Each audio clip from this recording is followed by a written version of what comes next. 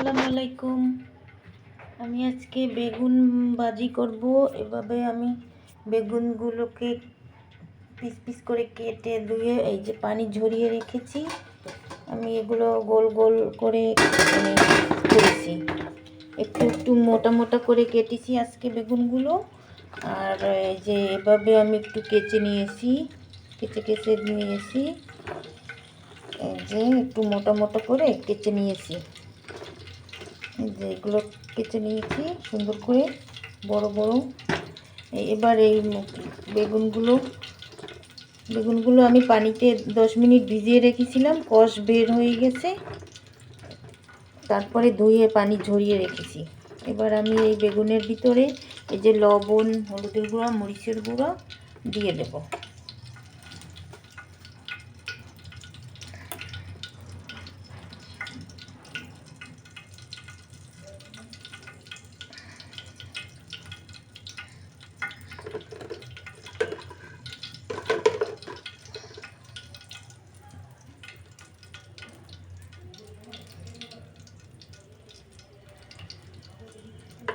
এবার আমি এটাকে হাত দিয়ে ভালো করে এপিট ওপিট করে সুন্দর করে মেখে নেব।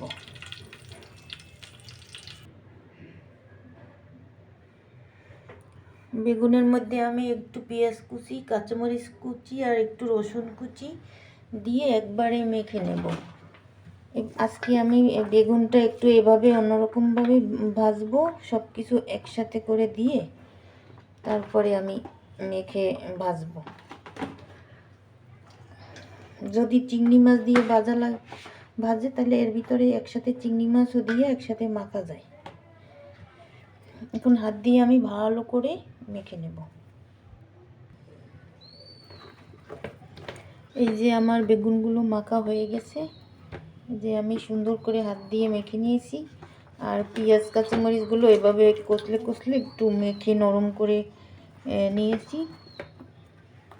এবার আমি এগুলো ভাজবো।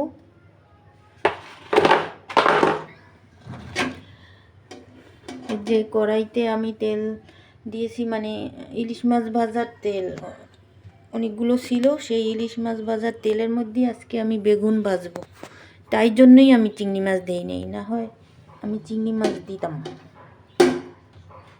এর সাথে একসাথেই আমি চিংড়ি মাছ একবারে মেখে নিতাম। এবার আমি এক এক করে বেগুনগুলো এর ভিতরে দিয়ে ভেজে নেব।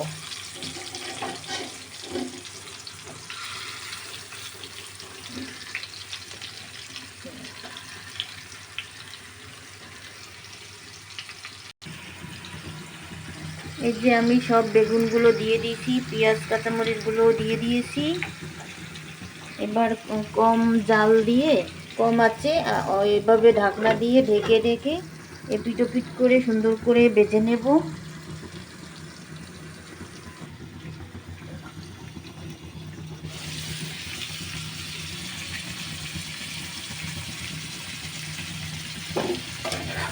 বেগুন তো অনেকভাবেই ভাজা যায়, এটাও এক ধরনের বেগুন ভাজা। সবাই পারে সব ধরনের বেগুন ভাজা করতে, তাও আমি একটু ভিডিও করলাম। এবার আমি বেগুনগুলো এক পাশ উল্টে দেব।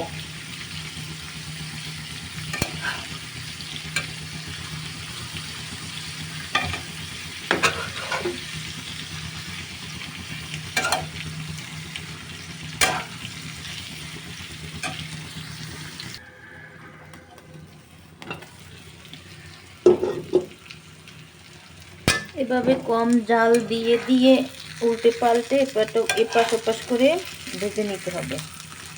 জাল বাড়ানো যাবে না, তাইলে ভেঙে যাবে আর পুড়ে যাবে।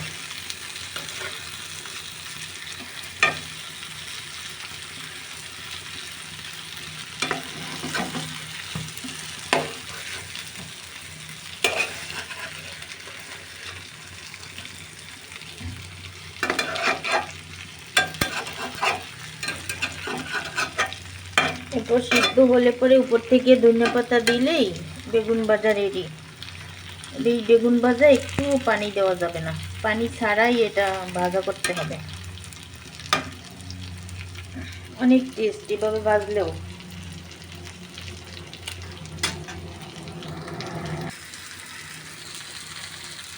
এই যে আমার বেগুন ভাজা হয়ে গেছে, একদম এভাবে শুকনা শুকনা পোড়া পোড়া করে ভেজে নিতে হবে, একদম শুকনো শুকনো, কোনো পানি থাকবে না। এভাবে বেগুন ভাজলে তেলও কম লাগে, খেতেও ভালো লাগে। রান্না শেষ। আল্লাহ হাফিজ।